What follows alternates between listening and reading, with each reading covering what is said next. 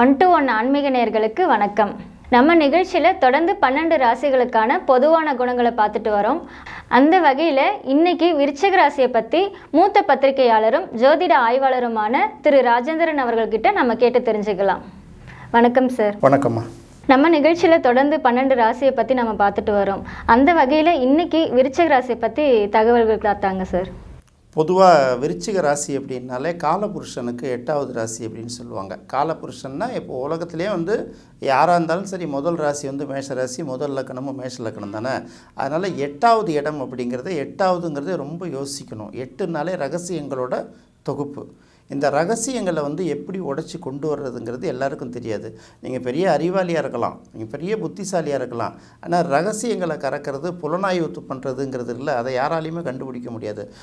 ஒரு மிகப்பெரிய திருட்டு, கொள்ளை இந்த மாதிரி வழக்கில் கூட பார்த்திங்கன்னா ஒரு சாதாரண பீடி மட்டும் அந்த இடத்துல ஒரு சின்ன துப்பு, டிப் ஆஃப்னு சொல்லுவாங்கள்ல, ஒரு சின்ன ஒரு துண்டு பீடியை பார்த்து அது என்ன பிராண்டு, இது எங்கே கிடைக்கும், இப்படியெல்லாம் நம்ம போலீஸ் கண்டுபிடிச்சி போய் அந்த துப்பு துளைக்கி அதை கொண்டுட்டு வராங்கல்ல. இந்த மாதிரி இந்த ரகசியங்களை கண்டுபிடிக்கிறது. மிகப்பெரிய கொலை வழக்கு, மிகப்பெரிய ஊழல் வழக்கு, புலனாய்வு தான். கிட்டத்தட்ட புலனாய்வுலேயே பார்த்தீங்கன்னா மிக சவால் விடுற புலனாய்வு. இவன் எப்படி சொன்னோம், மேஷராசியை சொல்லும்போது யாராலையும் அடக்க முடியாதவங்கள்ட்ட இவங்ககிட்ட கொடுத்தீங்கன்னா ரொம்ப சந்தோஷமாக அடக்குவாங்க, யாராலையும் செய்ய முடியாத வேலையை கொடுத்தீங்கன்னா ரொம்ப சாகசமாக செஞ்சு முடிப்பாங்கன்னு சொல்லுவோம்ல. இதுவும் செவ்வாயோட ராசி தானே. மேஷம் எப்படி செவ்வாயோட வீடுன்னு சொல்கிறோமோ, விருச்சிகமும் அது மாதிரி செவ்வாயோட வீடு தான். அப்போ இங்கே இவங்க என்ன பண்ணுவாங்க அப்படின்னு கேட்டிங்கன்னா, யாராலையும் கண்டுபிடிக்க முடியாத சிக்கலான விஷயங்கள் இருக்குல்ல, இவங்கள்ட்ட கொடுத்தீங்கன்னா துப்பு துளங்கி அழகாக அக்கு வேறு ஆணி வேறு பிரித்து மேய்ஞ்சிருவாங்க. இவங்களுடைய இதுவே என்னென்னா, யாருக்கும் தெரியாத விஷயங்களை கண்டுபிடிக்கிறது தான். அப்போது நீங்கள் ஒரு இடத்துல கிணறு தோண்டணுன்னா கூட நம்ம சொல்கிறோம்ல, இந்த இடத்துல தண்ணி கிடைக்கும், இத்தனை அடி ஆழத்தில் கண்டுபிடிக்கும்னு சொல்கிறோம்ல, இதுவே ஒரு மிகப்பெரிய நாலேஜ். இது மட்டும் இல்லை, இது எங்கேயாவது காணா போச்சுன்னா இது எங்கே கிடைக்கும். இது ஒரு பக்கம்னா மருத்துவத்துறையிலே நீங்கள் நிறைய பார்த்தீங்கன்னா சில சர்ஜரி ஆப்ரேஷன்லாம் பண்ணும்போது ரொம்ப மைன்யூட்டான ஆப்ரேஷன் இவங்க அழகாக பண்ணுவாங்க. அதோட இந்த புதியமான மருந்து கண்டுபிடிக்கிறது அப்படின்னு சொல்கிறோம் இல்லையா. இப்போ ஒரு நோய்க்கு மருந்து கண்டுபிடிக்கிறதுங்கிறது அவ்வளோ சாதாரண விஷயம் இல்லை. அப்போ இந்த மருந்து தான் தோண்டி துருவி எதுவாக இருந்தாலும் ஆராய்ச்சி, மறைப்பொருள்களை கண்டுபிடிச்சி வெளிச்சத்துக்கு கொண்டு வர்றதுன்னு ஒரே வார்த்தையில் சொன்ன போனால், விருச்சிகம்ங்கிறது மறைப்பொருள்களை கண்டுபிடிச்சி வெளிச்சத்துக்கு கொண்டு வர்றது தான். யாராலையும் கண்டுபிடிக்க முடியாத விஷயத்தை கண்டுபிடிக்கிறது, யாராலையும் செய்ய முடியாத சாதனையை செஞ்சு முடிக்கிறது. இதுதான் காலபுருஷனுக்கு 8ஆம் இடம் அப்படிங்கிறது. 8ஆம் இடம்னாலே மர்மம். ஆண் பெண் உறுப்புகளை கூட பேப்பர்லாம் எழுதும்போது மீடியாவில் மர்ம உறுப்புகள் தான் எழுதுவாங்க. அப்போ மர்மம், அப்படி மர்மத்தை யார் உடைக்கிறது? மர்மத்தை செட் பண்ணுறதும் அவங்க தான், மர்மத்தை உடைக்கிறதும் அவங்க தான். சொல்கிறோம்ல, ரெக்கார்டை செட் பண்ணுறதும் அவங்க, ரெக்கார்டை உடைக்கிறதும் அவங்கன்னு சொல்லுவோம்ல. மர்மம் நிறைந்த ஆசாமிகள் விருச்சிக ராசிக்காரர்கள். மற்றவங்களோட மர்மங்களை உடைச்சி வெளியில் கொண்டு வர்றதும் விருச்சிக ராசிக்காரர்கள் தான். விருச்சிக ராசி அப்படின்னு பார்க்கும்போது இங்கே என்னென்ன நம்ம பார்க்கணும், இதுக்கு சில அடையாளங்களை நம்ம சொல்கிறோம் இல்லைங்களா. பொதுவாக விருச்சிகம் அப்படிங்கிறது நம்ம நீர் ராசி அப்படின்னு எடுப்போம். நீர் ராசினா நம்ம ஏற்கனவே கடகம், விருச்சிகம், மீனம், இது என்னென்ன நீர் அப்படின்னு சொல்லிட்டோம் இல்லையா. அப்போ கிணறு இருக்குது இல்லையா, கிணறத்தோட ஆழத்தை யாருக்கும் கண்டுபிடிக்க முடியாது, இல்லை நமக்கு தெரியாது, இருக்கிறவங்களுக்கு என்ன தெரியலாமே தவிர அந்த கிணற்றுக்குள்ளார இருக்கிற விஷயங்கள், அது உள்ளார என்ன மறைஞ்சிருக்கு, எத்தனை அடியில் ஆழம் தண்ணி, அதே போல் கழிவு நீர் தேங்கி கிடக்கக்கூடிய சாக்கடை நீர், இதெல்லாம் பார்த்திங்கன்னா அது தான். ஒரு இடத்துல ஒரே குப்பை மேடாக கிடக்குது அப்படின்னு நம்ம பார்க்குறோம்ல. இப்போ சென்னையில் சில ஏரியாவெல்லாம் பார்த்திங்கன்னா நீண்ட குப்பை மேடாகவே கிடக்கும். இதெல்லாம் விருச்சிக ராசியோட அடையாளங்கள். அடுத்து இந்த துர்நாற்றம் வீசக்கூடிய இடங்கள், கழிவு நீர் தேங்கி இருக்கக்கூடிய இடங்கள், மருத்துவமனைகள்னு சொல்கிறோம் இல்லையா. இப்போ மார்ச்சுவரியில் என்ன இருக்கும், அதெல்லாம் விருச்சிகம் தான் குடிக்கும். ஸோ அதுதானே ரகசியங்கள். இப்போ இறந்துட்டாங்கன்னா ஒருத்தவங்கள உடற்கூறு ஆய்வு பண்ணுறாங்கல்ல, போஸ்ட்மார்ட்டம் அப்படின்னு சொல்கிறோம்ல. உடற்கூறு ஆய்வில் இது எப்போ நடந்திருக்கும், ஏது நடந்திருக்கும், இந்த கொலை எப்படி முடிஞ்சிருக்கும், இந்த இறப்பு எப்படி நிகழ்ந்திருக்கும் அப்படின்னு சொல்லிட்டு முழுக்க அக்கு வேறு ஆணி வேறு பிரித்து மேயிறாங்கல்ல. இதுக்கெல்லாம் அவங்க தான் ரொம்ப முக்கியமான ஆட்கள். நடந்ததையும் கண்டுபிடிக்காங்க, நடக்க போகிறதையும் இது இப்படி தான் வச்சு யூகிக்கிறது, இது எல்லாத்துலேயுமே பார்த்திங்கன்னா அவங்க தான். அதே போல் நிறைய பார்த்திங்கன்னா ஆராய்ச்சி துறைகள் அப்படின்னு எடுக்கிறோம். அகழ்வாராய்ச்சி ரொம்ப முக்கியம். இந்த சுரங்கம் தோன்றதில் ஆரம்பித்து நீர் அதால் கண்டுபிடிக்கிறது, இந்த மண் ஆய்வுகள், இது எல்லாமே பார்த்திங்கன்னா நம்ம சொல்லுவோம் இது என்னென்னா, இந்த மண்ணுன்னா இது ஒரு ஸ்கொயர் ஃபீட் இவ்வளோன்ட்டு நம்ம வந்துடுவோம். அவங்க என்ன பண்ணுவாங்க, இந்த மண்ணோட தன்மை என்ன, இந்த மண் எத்தனை அடி ஆழத்தில் செம்மண் இருக்கும், அதுக்கப்புறம் களிப்பு மண் எங்கே இருக்கும், மணல் எங்கே வரும், நீர் ஊற்றுகள் எங்கெங்கே வரும், இப்படியெல்லாம் அவங்க வந்து ஒரு விஷயத்தை எடுப்பாங்க. அதுதான் விருச்சிகம். 8 நாளே மர்மம் தானே. இந்த மர்மத்தை அவங்க உடச்சி வெளியில் கொண்டு வருவாங்க. இது வந்து விருச்சிக ராசியோட மிகப்பெரிய ஸ்பெஷாலிட்டி. இப்போது விருச்சிக ராசிகளோட சுவாரஸ்யமான ஒரு கான்செப்ட் அவங்கள்ட்ட ஒன்று உண்டு. இப்போது நம்ம வந்து செய்வனை வச்சுட்டாங்கன்னு சொல்லுவோம் இல்லைங்களா, இந்த பில்லி சூனியம் ஏவுதல், தேவதைகளை ஏவி விட்டாங்க, பேய்களை ஏவி விட்டுட்டாங்க, மாந்திரிகம், மந்திரம், தந்திரம், இதிலெல்லாம் பார்த்திங்கன்னா ரொம்ப கில்லாடிகள் வந்து அவங்க தான், விருச்சிக ராசிக்காரங்க தான். அவங்களுக்கு இயல்பாகவே நம்ம தான் சொல்லோம்னா மறைப்பொருள் அப்படின்னு சொல்லிட்டோம் இல்லையா, பேய் இருக்கா, பிசாசு இருக்கா, சாமியாவது பூதம் அதுன்னு சொல்கிறோம்ல, அவங்க என்ன பண்ணுவாங்க, உண்மையில் சாமி இருக்கா, பூதம் இருக்கா, பேய் இருக்கா, பிசாசு இருக்கான்னு இறங்குவாங்க. இந்த பில்லி சூனியம் ஏவல் என்னென்னமோ சொல்கிறாங்கல்ல, குட்டி சாத்தானை ஏவி விடுறதெல்லாம், இதெல்லாம் கேட்டிங்கன்னா அந்த கதையெல்லாம் அவங்க ரொம்ப தெளிவாக சொல்லுவாங்க. யாருக்கும் தெரியாமல் அதை ஆர்வமாக படித்து தேடி தெரிஞ்சுக்குவாங்க. அவங்கள வந்து நான் ஒரு மந்திரவாதி என்கிட்ட வச்சுக்காத அப்படின்னு சொல்லுவாங்கள்ல, அதெல்லாம் அவங்க ரொம்ப அருமையாக பண்ணுவாங்க. இது வந்து கொஞ்சம் அப்படி விவரமான ஆள், கொஞ்சம் படித்து அந்த விஷயங்கள்லாம் செக் பண்ணிவிட்டு அப்படி கொஞ்சம் பச்சீவ் பண்ணி போகிற ஆட்கள். சாதாரண ஆட்கள் என்ன தெரியுமா பண்ணுவாங்க, ஏதாவது உடம்பு சரியில்லைன்னு வச்சுக்கோங்களாம், எந்த பையெல்லாம் எனக்கு மந்திரம் பண்ணிட்டான்டா, நல்லா இருப்பான் அவன் அப்படிம்பாங்க. நான் நல்லா தான் இருந்தேன், எனக்கு என்ன உடம்புக்கு என்ன ஆகி போச்சு. லேடிஸுகளை யாரோ இந்த பங்காளி தான் வச்சுருப்பான், மருந்து வச்சுட்டான், மாயம் வச்சுட்டான்னு பேசிக்கிறாங்கல்ல, உண்மையிலே இருக்கா என்னன்னு தெரியாது. பட் அவங்களோட தாட்ஸ் எல்லாம் இப்படி தான் போகும். அதே போல் அவங்க வந்து நம்ம செவ்வாயோட நட்சத்திரமாக இருந்தாலும் சில சீரியஸ்னஸ், ஒரேடியாக சீரியஸ்னஸ்ஸாக இருக்க மாட்டாங்க. அவங்க செய்கிற சேட்டைகள் பார்த்தா நமக்கு சிரிப்பு வர்ற மாதிரியே இருக்கும்.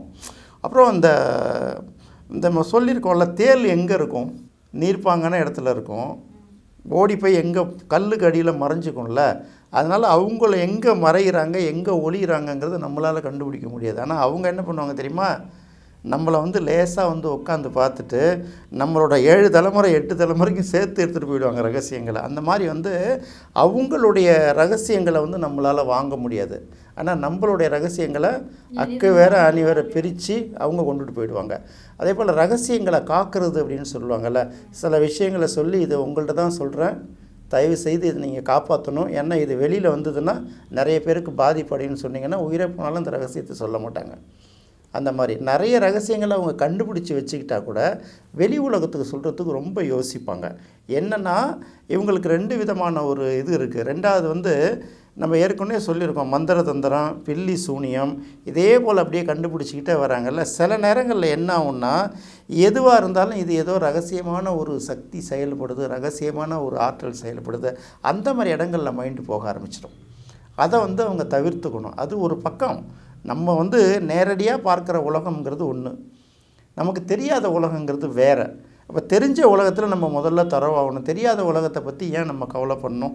அப்போ என்ன திருக்குறளில் என்ன சொல்லுது, பொருள் இல்லாருக்கு இவ்வுலகம் இல்லை, அருள் இல்லாருக்கு அவ்வுலகம் இல்லை அப்படிங்கிறாங்க. அந்த உலகத்தை பற்றி இப்போ நாம் ஏன் கவலைப்படணும்? நம்ம கூட உள்ளவங்க சாப்பிட்டாங்களா, நாம் சாப்பிட்டோமா, இவங்களோட தேவை என்னன்னு பார்க்கணும்ல. இது மாதிரி சில பேர் என்ன பண்ணிடுவாங்கன்னா, அந்த யதார்த்தமான வாழ்க்கையை விட்டுட்டு கொஞ்சம் அப்படி பிறண்டு போயிடுவாங்க. விருச்சிக ராசியை பொறுத்த வரைக்கும் மெயினாக பார்க்க வேண்டியது, செவ்வாய் வந்து ஒரு ஆட்சி பெறக்கூடிய வீடு. மேஷமும் விருச்சிகமும் நம்ம என்ன சொல்கிறோன்னா செவ்வாய் உட்பட்டது.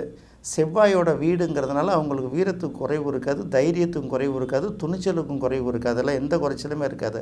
அடுத்து சந்திரன் வந்து நீச்சமாகக்கூடிய ஒரு வீடு. சந்திரன் வந்து பொதுவாக எந்த கிரகத்துக்கும் பகை கிரகம் கிடையாது, எல்லா வீட்டுக்கும். ஆனால் எல்லாத்தையும் சந்தித்து தான் வந்து ஆகணும். அது தாய் மாதிரி தானே ஒரு குடும்பத்துக்கு. அந்த சந்திரனே அந்த இடத்துல நீச்சமாகுது அப்படிங்கும்போது ரொம்ப யோசிக்கணும். அடிக்கடி சஞ்சலம் அடைஞ்சிருவாங்க அவங்க. சில சமயத்தில் இந்த கண்ணீர் வடிச்சிடுறாங்கல்ல, ஆண்கள் கண்ணீர் வடிக்கக்கூடாதுன்னு சொல்லுவாங்கல்ல, டக்குன்னு அழுதுருவாங்க அவங்க, உணர்ச்சி வசப்பட்டுருவாங்க. ஏன்னா சந்திரன் உச்சமானாலும் சிக்கல், நீச்சமானாலும் சிக்கல் தான். இந்த மாதிரி உணர்ச்சி வசப்படக்கூடிய விஷயங்கள் இருக்கும். இந்த விருச்சிகத்துக்கு 9ஆம் இடம் பாதகஸ்தானம் அப்படின்னு சொல்லுவாங்க. இப்போ மேக்சிமம் பார்த்திங்கன்னா இந்த விருச்சிக ராசிக்காரங்களை அப்பாவோட ஒரு இணக்கமான உறவை வச்சுக்கவே மாட்டாங்க. ஒன்று, அப்போ ஏற்கனவே செவ்வாய் ஆட்சி வீடு, சந்திரன் நீச்சமான வீடு அப்படின்னு சொல்லிட்டோம். அடுத்தது இன்னும் இதில் மெயினாக கவனிக்க வேண்டியது நிழல் கிரகங்கள் அப்படின்னு சொல்கிறோம் இல்லையா. நிழல் கிரகங்கள் அப்படிங்கிறது வந்து ராகுவும் கேதுவும் நிழல் கிரகங்கள்னு சொல்கிறோம். இந்த நிழல் கிரகங்களுக்கு வந்து சொந்த வீடு இல்லையே தவிர இருக்கிற வீட்டில் அந்த பவரை முழுமையாக எடுத்துக்கும். ஒண்டை வந்த பிடாரி ஊர் பிடாரியை விரட்டுதுன்னு சொல்கிறோம்ல, அது வந்துச்சுன்னா அந்த இருக்க இடம் கொடுத்தா இல்லறமே பாழுங்கிற மாதிரி ஆகிடும். அப்போ அந்த விருச்சிகத்தில் உச்சமாகக்கூடிய ராசி கிரகங்கள் அப்படின்னு பார்க்கும்போது ராகுவும் உச்சமாகும், கேதுவும் உச்சமாகும். அப்போது எதுவாக இருந்தாலும் ஒரு பிரம்மாண்டமாக திட்டம் போகிறதுல இவங்களை தட்டிக்க ஆளே கிடையாது. அந்த மாதிரி ஒரு விருச்சிக ராசிக்காரர்கள் எல்லாம் சொல்லுவாங்கள்ல, நாளைக்கு ஒரு 1,00,000 ரூபா பணம் வருதுன்னா வருதா என்னன்னு தெரியாது, வந்தால் தான் கன்ஃபார்ம்டு. வர்றதுக்கு முன்னாடி 10,000 ரூபா எதுக்கு செலவு பண்ணணும், 15,000 எதுக்கு செலவு பண்ணணும், பிளான் பண்ணிகிட்டு இருப்பாங்க. அதாவது சிலர் எல்லாருமே கிடையாது, உழைப்பை விட அதிர்ஷ்டத்தை அதிகமாக நம்ப ஆரம்பிச்சிருவாங்க. நம்ம உழைத்தா என்ன சொல்லுவோம், தெய்வத்தால் ஆகாதெனினும் முயற்சி தன் மெய் வருத்த கூலி தரும்னு சொல்கிறோம்ல. சிலர், எல்லாரும் கிடையாது. விருச்சிகத்தில் மிகப்பெரிய சாதனையாளர்களாக இருக்காங்க, அதை நம்ம அடுத்து சொல்ல போகிறோம். அப்போ என்னென்னா, இது இல்லாமல் இன்னொரு உலகம் இயங்கிட்டு இருக்குன்னு அதுலேயே கொஞ்சம் கவனம் செலுத்துவாங்கள்ல, அதை அவங்க கொஞ்சம் குறைச்சிக்கணும். அடுத்து விருச்சிக ராசியோட பெரிய ஸ்பெஷாலிட்டி என்ன, உலகத்தில் மிகச்சிறந்த சாதனையாளர்கள், மிகப்பெரிய தொழிலதிபர், விரல் விட்டு சொல்லுவோம் இல்லையா, அந்த காலத்தில் ராக்ஃபெல்லர் அப்படின்னு ஒரு ஆளை சொல்லுவோம் இல்லையா, அந்த மாதிரி உலக பெரும் இந்த கார் உற்பத்தி, இந்த தொழிற்சை, இந்த மாதிரி மிகப்பெரிய தொழிலதிபர்கள் இருக்காங்கல்ல, அவங்க விருச்சிக ராசியாவோ விருச்சிக லக்கணமோ இருக்கிறதுக்கு அதிகமான வாய்ப்பு இருக்குது. என்ன அப்படின்னு கேட்டிங்கன்னா, இப்போ ஒரு ஜாதகத்தை எடுத்திங்கன்னா 5ஆம் இடம்ங்கிறது நம்மளுடைய மனசை குறிக்கிறது. உங்களுக்கு 1008 வேலை கிடைக்கட்டும், 1008 விஷயங்கள் கிடைக்கட்டும், உங்களுக்கு மனசுக்கு பிடிச்ச வேலை கிடைச்சா அந்த வேலையை நீங்கள் எப்படி செய்வீங்க? மனசுக்கு பிடிச்ச விஷயங்கள் எதுவாக இருந்தாலும் நமக்கு சந்தோஷம் தானே. தேவையில்லாத கோடிக்கணக்கில் கிடைச்சி நம்ம என்ன பிரயோஜனம்? தேவையான மனசுக்கு பிடிச்சது ஒன்றா நமக்கு ரொம்ப மகிழ்ச்சியாக இருக்கும்ல. இப்போ 5ஆம் இடம்ங்கிறது எண்ணம், சிந்தனை, மனசு. 10ஆம் இடம்ங்கிறது நம்மளுடைய தொழில். அப்போது இந்த லக்கணத்துக்கு பார்த்திங்கன்னா, விருச்சிக லக்கணத்துக்கோ விருச்சிக ராசிக்கோ பார்த்திங்கன்னா 5ஆம் இடம் குருவோட வீடு மீனம், 10ஆம் இடம் பார்த்திங்கன்னா சூரியனுடைய வீடு. இந்த சூரியனும் குருவும் நட்பு கிரகங்கள் இல்லையா, நம்ம எல்லா லக்கணத்துக்கும் இந்த அமைப்பு வரவே வராது. அப்போது விருச்சிக லக்கணத்துக்கு 5ஆம் அதிபதி குரு, 10ஆம் அதிபதி சூரியன். இந்த சூரியனும் புதனும் எந்த வகையிலையாவது சம்மந்தப்பட்டுரும். விருச்சிக லக்கணத்துக்கு 5ஆம் அதிபதி குருன்னு பார்த்தோம், 10ஆம் அதிபதி சூரியன். இந்த 5ஆம் அதிபதியும் 10ஆம் அதிபதியும், அதாவது சூரியனும் குருவும் ஏதாவது ஒரு வகையில் விருச்சிக லக்கணத்துக்கு சம்மந்தப்பட்டு அது 6, 8, 12 மறையாமல் நல்ல இடங்கள்ல இருந்துன்னு வச்சுக்கோங்களேன், இவங்களை தட்டிக்கிறதுக்கு உலகத்தில் ஆளே கிடையாது. மிகப்பெரிய லெவலில் போயிடுவாங்க. நம்ம சொல்கிறோம்ல, விரல் விட்டு உலக மகா பணக்காரர்கள் 10 பேர் சொல்கிறோம், அந்த மாதிரி பட்டியலில் கூட இவங்க போயிடுவாங்க. ஆனால் அதை விட பெரிய முக்கியமானது என்னென்னா, பாதகாதிபதி அந்த இடத்துலையே வந்துடுதில்ல. அப்போ இவங்களுக்கு தனக்கான அழிவை தானே உருவாக்கிக்குவாங்க. நீர் கிரகம் வேறு இல்லையா, அதை அதை கடந்து வர்றதுக்கு அவங்க கற்றுக்கணும். அதில் என்ன மெயினாக கற்றுக்கிறதுனா, பொழுதுபோக்கு விஷயங்கள். 8ஆம் இடம்ங்கிறதே உங்களுக்கு தெரியும் இல்லையா, ரகசியங்கள் இல்லையா, ஆண் பெண் சங்கமம் கூட ரகசியம்தான், மதுபானம் கூட அது ஒரு வகையில் ரகசியம்தான். எல்லாருக்கும் தெரிஞ்சு ஓப்பனாக எல்லோரும் குடிக்க முடியாது. அப்போது இந்த ரகசியமான இன்னொரு வாழ்க்கையை போகிறத கட் பண்ணிக்கணும். ரகசியமான இன்னொரு துறையை ஆராய்ச்சி பண்ணுறதை கண்டுபிடிக்கணும். நம்ம எது செஞ்சாலும் எது கண்டுபிடிச்சாலும் ஒன்று நமக்கு பயன்படணும், இல்லை இந்த சமூகத்துக்கு பயன்படணும், இல்லை நாட்டுக்கு பயன்படணும். இந்த மாதிரி இந்த 5ஆம் அதிபதியும் 10ஆம் அதிபதியும் பகை கிரகங்களாக இல்லாமல் நட்பு கிரகங்களாக இருந்தால் அந்த விருச்சிக லக்கணத்துக்கு அந்த தொடர்பு ஏற்பட்டிருந்ததுன்னா அவங்க ஆனால் பிளான் பண்ணணும். நம்ம நோக்கம் சரியாக இருந்ததுன்னா அவங்க உலக அளவில் மிகப்பெரிய சாதனையாளர்களாக மாறுவாங்க. நிறைய பேருக்கு அந்த எண்ணம் தான் வர்றதில்லை. ஏன்னா சந்திரன் நீச்சமாகிறதுனால அந்த எண்ணங்கள் வேறு ஏதோ தவறான வழியிலேயே அவங்கள கொண்டு போய் விட்டுடும். அதை மட்டும் கவனமாக பார்த்துக்கணும். இன்னொரு உலகம் இந்த உலகம் இருக்குதுன்னு அதை எதிர்பார்க்கக்கூடாது. நம்ம வாழ்கிற உலகம் தான் நமக்கு முக்கியம். அப்போ இதை சரி பண்ணி பார்த்துக்கிட்டோம்னா விருச்சிக ராசிக்காரர்கள் மிகப்பெரிய சாதனையாளர்களாக வருவாங்க. இவங்க ஜென்ரலாக உளறுவாயின்னு சொல்லுவாங்களே, அது இல்லை உளறுவாய் அப்படின்னு சொல்கிறத விட உளறுவாயின்னு சொல்லிட்டு நம்மக்கிட்ட விஷயத்தை கக்கிடுவாங்க. நான் தான் இந்த மாதிரி யாருக்குமே தெரியாமல் எல்லாத்தையுமே நான் சொல்லிடுறேன்னு என்னை திட்டுவாங்க அப்படிம்பாங்க. சொல்ல மாட்டாங்க, நான் என்ன உளறிடுறேன்னு சொல்லுவாங்க. எனக்கு ஏன் அந்த வம்பு அப்படின்னு சொல்லுவாங்க. இல்லை பரவாயில்ல சொல்லணும்னு சொல்ல மாட்டாங்க. அவங்கள ஒரு அப்பாவியாக பண்ணிவிட்டு நம்மள்டேருந்து ரகசியத்தை வாங்கிட்டு போயிடுவாங்க. இதில் உள்ள சில நட்சத்திரங்களுக்கு அந்த கேரக்டர் இருக்குது. எப்படின்னா, இப்போ நட்சத்திரங்களை பார்த்துருவோமா, ராசியை பார்த்துட்டு வந்துட்டோம் இல்லையா. இப்போ ஜென்ரலாக விருச்சிகம் அவ்வளோதான். அவங்க மிகப்பெரிய சாதனையாளர்கள். என்னென்னா அவங்களோட முயற்சியும் அவங்க எடுக்கக்கூடிய எண்ணமும் சரியாக இருக்கணும். ரெண்டாவது, வேலை செய்கிற இடத்துலையும் வீட்டையும் தூய்மையாக வச்சுக்கிறதுன்னு ஒன்று சொன்னோம்ல, அது கொஞ்சம் குறைவாக இருக்கும் இவங்களுக்கு. அதை கரெக்டாக மெயின்டைன் பண்ணணும். அதே மாதிரி அழுக்கு சட்டையை திரும்ப திரும்ப போட்டுக்கக்கூடாது. அவங்க வேறு இத்தனை சட்டை இருந்தாலும் அதுதான் போட்டுக்கணும்னு ஆசைப்படுவாங்க. இந்த குப்பை இருந்ததுன்னா உடனே அதை க்ளீன் பண்ணணும்னு போட்டாங்க. அது பாட்டுக்கு மலை மாரி சேர்ந்ததுக்கப்புறம் யாராவது திட்டினா தான் கொண்டு போடுவாங்க. துர்நாற்றம் வீசக்கூடிய இடங்களை வந்து குடும்பம் வரைக்கும் கட் பண்ணணும். இதெல்லாம் வந்து மாறி வரணும். இப்போ தேல் எங்கே ஓடி ஓடி குப்பையிலையும் கூலத்துலேயும் ஒரு பழைய இதுலேயும் கல்லுக்கடியிலையும் தானே பூந்துக்குது. அவங்க இருக்கிற இடம் அப்படி இருக்காமல் மாற்றிக்கிட்டாங்கன்னா கிளாரிட்டி பெரிய அளவுக்கு வந்துடுவாங்க. நிறைய சாதனையாளர்கள் இருக்காங்க. இப்போ சொல்லுவாங்க உலக மகா சாதனையாளர்கள் வந்து மேக்ஸிமம் விருச்சிக ராசியில் பிறந்தவங்களும் விருச்சிக லக்கணத்தில் பிறந்தவங்களும் அப்படி இருப்பாங்க. யார் வேணாலும் இருப்பாங்க. அதை வந்து அவங்க என்னென்னா நம்ம என்ன சொல்கிறோம்னா 5ஆம் இடம்ங்கிறது மனசு, 5ஆம் இடம்ங்கிறது விருச்சிக லக்கணத்துக்கு குருனால தூய்மையோட அதிபதி. அப்போ நீங்கள் விருச்சிகம் தூய்மையை விட்டு போகும்போது என்ன ஆகும்னா அந்த இடத்துல வந்து அதை ஒரு குறை வச்சுருவார். அப்போ குழந்தைக்கும் அதிபதி அவர் தான், நிதிக்கும் அதிபதி அவர் தான். அதை கவனம் பண்ணி பார்த்துக்கணும். இதில் ஒன்றும் பெரிய விஷயமே இல்லை. 5ஆம் இடம்ங்கிறது குழந்தைகளை குறிக்கக்கூடிய இடம் தானே, நம்மளோட சிந்தனையை குறிக்கக்கூடிய எண்ணம் தானே. அப்போ அந்த இடம் க்ளீனாக இருக்கணும் இல்லையா. அப்போ குருவுக்குரிய காரகத்துவத்தை விருச்சிக ராசிக்காரர்கள் சரியாக மெயின்டைன் பண்ணாங்கன்னா அவங்களுக்கு வாழ்க்கையில் வெற்றி வரும். அதை விட்டுட்டு குப்பவும் கூலமாக தூய்மை துர்நாற்றம் வீசுகிற இடங்கள்லையும் இருந்தோம்னா குரு வந்து அந்த இடத்துல வேலை பார்க்காது. அதனால தான் அதை சொல்கிறது, வேறு ஒன்றும் இல்லை. அப்போ குருவும் சூரியனும் சம்மந்தப்பட்ட விருச்சிக லக்கணக்காரர்கள் எவ்வளோ பெரிய சாதனை படைப்பாங்க. ரொம்ப யோசிக்க வேண்டியதாக இருக்குல்ல. அவங்க சாதனைனா இங்கே சாதாரண சாதனையே கிடையாது, பட்டியலில் வரக்கூடிய மிகப்பெரிய சாதனையாக இருக்கும். என்னென்னா அவங்க முதல்ல அதை நம்பணும், அதை நோக்கி பயணப்படணும். அது ஒன்று தான் அவங்களுக்கு இருக்குது. விருச்சிகத்தில் உள்ள நட்சத்திரங்களை பற்றி பார்த்தோன்னு வச்சுக்கோங்க. ஏற்கனவே விசாக நட்சத்திரத்தோட 4ஆம் பாதம் இங்கே இருக்குது. ஆனால் விசாக நட்சத்திரத்தோட அந்த குணநலன்களை பற்றி நம்ம துலாம் ராசியிலே பேசிட்டோம். இங்கே நம்ம அனுஷ நட்சத்திரத்தை பற்றி பார்ப்போம். அனுஷம்ங்கிறது ஒரு மகா நட்சத்திரத்தில் ஒரு அருமையான நட்சத்திரம்னு சொல்லுவாங்க. தோஷம் இல்லாத நட்சத்திரம். இந்த பொருத்தம் கூட பார்க்காம திருமணம் பண்ணலாம் அப்படின்னு சொல்லுவாங்க. அதுக்குன்னு அப்படியெல்லாம் பண்ணக்கூடாது சொல்கிறேன். அந்த மாதிரி ஒரு நட்சத்திரம் அனுஷம் அப்படிங்கிறது வந்து நம்ம தமிழில் வந்து பனை அப்படின்னு பேர் வச்சுருக்காங்க. பனை மரம் எப்படி வளர்கிறதுக்கு நீண்ட காலம் ஆகும் இல்லையா, ஆனால் வளர்ந்த பிறகு அது பலன் கொடுக்கறது எத்தனை ஆண்டு காலம் கொடுக்கும். குறைவான நீங்கள் தண்ணி ஊற்றி அதை வளர்க்கணுங்கிற அவசியமே கிடையாது. அது பாட்டுக்கு, அதாவது பனைமரமே வாழ தகுதியற்ற உலகம் தான் மனிதனே வாழ தகுதியற்ற உலகங்கிறாங்க. அப்போது இந்த அனுஷ நட்சத்திரத்தில் ஒரு குடும்பத்தில் ஒரு குழந்தை பிறந்ததுன்னா எவ்வளவு மிகப்பெரிய போராட்டம் இருந்தாலும் அது பாட்டுக்கு அதை கடந்து வளர்ந்து வந்துடும். அப்போ வளர்ந்து வந்து ஒரு நிலையை பிடிச்சிட்டாங்கன்னா அந்த நிலையோட ரிசல்ட் இருக்குது இல்லையா, லேட்டாக தான் கொஞ்சம் போராடி தான் ஆகணும், ஆனால் தலைமுறையாக நிற்கிது அப்படிங்கிறாங்கல்ல. அந்த மாதிரி ஒரு மிகப்பெரிய சக்ஸஸ் வந்து அனுஷ நட்சத்திரத்துக்கு உண்டு. காஞ்சி மகா பெரியவர் சொல்லுவாங்க இல்லையா, மகா பெரியவர் வந்து அனுஷ நட்சத்திரத்தில் பிறந்தவர் தான். அப்போ எந்த துறையில் அவங்க இருந்தாலும், ஆன்மீக துறையில் இருந்தாலும் சரி, கல்வித்துறையில் இருந்தாலும் சரி, ஆராய்ச்சி துறையில் இருந்தாலும் சரி, மருத்துவத்துறையில் இருந்தாலும் சரி, அவங்க வந்து மிகப்பெரிய லெவலுக்கு வருவாங்க. எப்படின்னா அந்த எண்ணத்தை வந்து அவங்க மனசுக்குள்ளே வளர்த்துக்கணும். நம்மளால் முடியாதுன்னு நினச்சாங்கன்னா யாராலையும் முடியாது தான். அப்போ பனை மரத்துக்கு எவ்வளோ பெரிய சிறப்பு இருக்குது.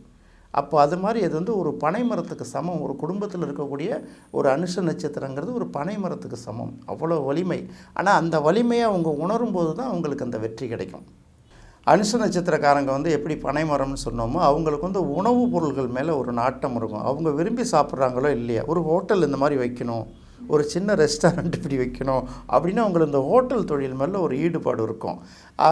அப்படியே ஈடுபாடு இல்லைனா கூட ஹோட்டல் வைக்கிறவங்க ரெஸ்டாரண்ட் வைக்கிறவங்களோட அவங்க ஃப்ரெண்ட்லியாக இருப்பாங்க. அது ஏன்னு தெரியல.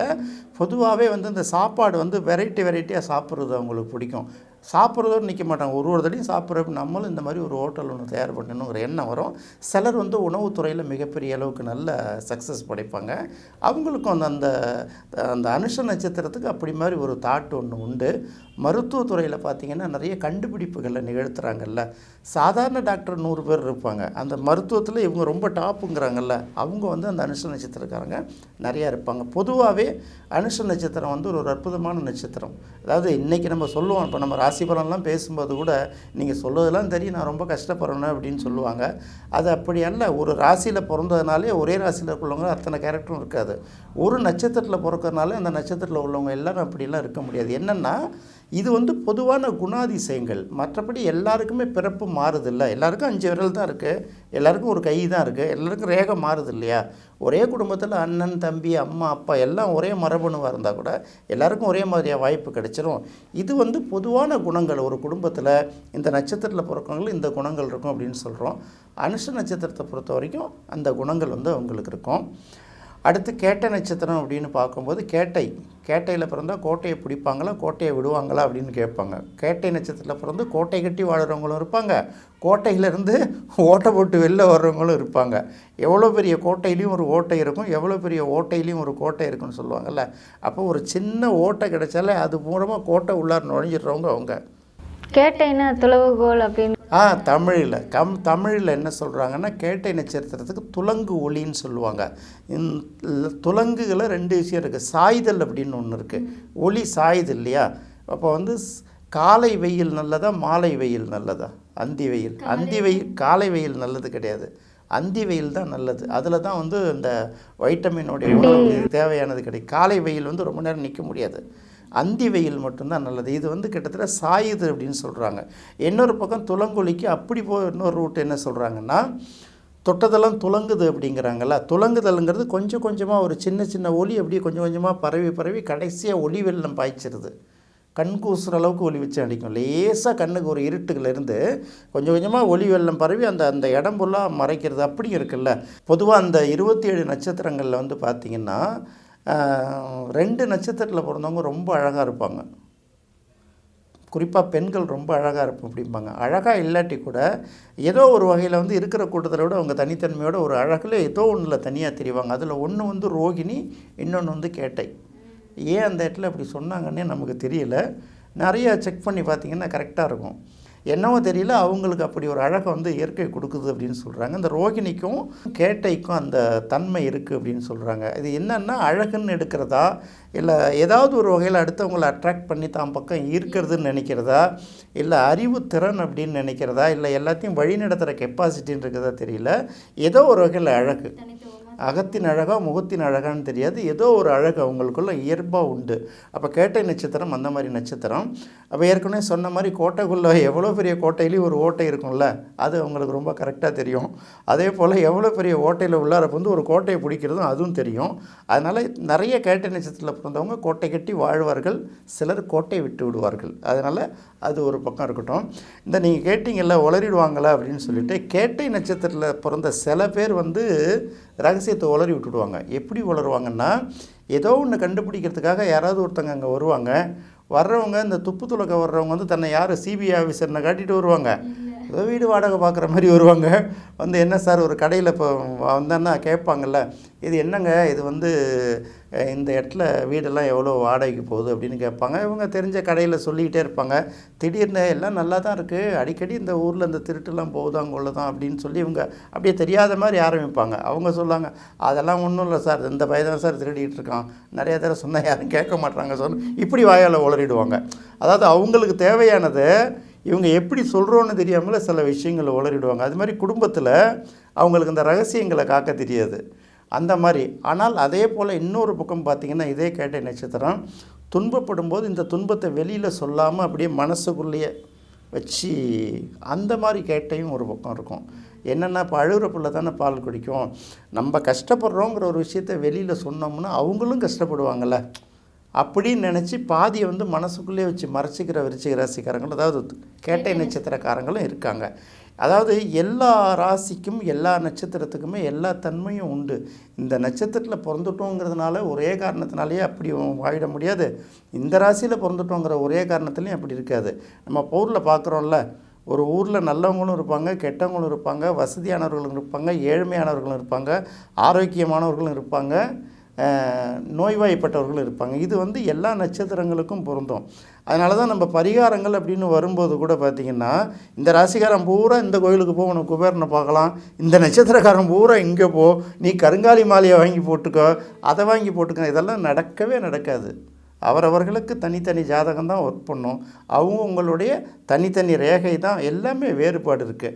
அப்போ விருச்சிகம்னு வரும்போது நாம் சொல்கிறது இந்த இடத்துல எப்படின்னா, அவங்களோட பாசிட்டிவான குணங்கள் அதை எப்படி பாசிட்டிவாக இல்லாட்டி கூட மாற்றிக்கிறது, அதை தான் வச்சு நம்ம சொல்ல போகிறோம். அப்போ விருச்சிக ராசியில் பிறந்தவங்க எல்லாருமே அடுத்தடுத்த விஷயங்களை புதுசாக கண்டுபிடிக்கிறது. தொழிலில் கூட பார்த்திங்கன்னா, நம்ம இப்படி இந்த ஃபார்முலாவில் ஒரு ஃபுட்டு தயார் பண்ணால் எப்படி விற்கும், அப்போ மாற்றி போடுறாங்கள்ல, அந்த மாதிரி க்ரியேட்டிவிட்டியில் இறங்கி ஒரு ரிசர்ச்சில் இறங்கி பண்ணாங்கன்னா அவங்க தொழில் ரீதியாக வெற்றி அடையலாம். இதுதான் விருச்சிக ராசியோட சிறப்பு. ஏற்கனவே மிருகஷீரிடம் பற்றி பேசும்போது பேய்க்கு ரொம்ப பிடிச்ச நட்சத்திரம்னு சொல்லி நம்ம பார்த்துட்டு இருந்தோம். ஆனால் அந்த பேய் பிசாசுகளை விரட்டணும்னா இப்போ விருச்சிக ராசிக்காரர்களை தான் நம்ம பார்க்கணும்னு நினைக்கிறேன். உங்களுடைய தகவல்லேருந்து இந்த விஷயத்தை நான் தெரிஞ்சுக்கிட்டேன், மக்களும் புரிஞ்சுப்பாங்கன்னு நினைக்கிறேன். ரொம்ப நன்றி சார். நன்றிம்மா. மீண்டும் அடுத்த நிகழ்ச்சியில் தனுசு ராசியை பற்றி பல சுவாரஸ்ய தகவல்களுடன் உங்களை சந்திக்கிறேன். நன்றி, வணக்கம்.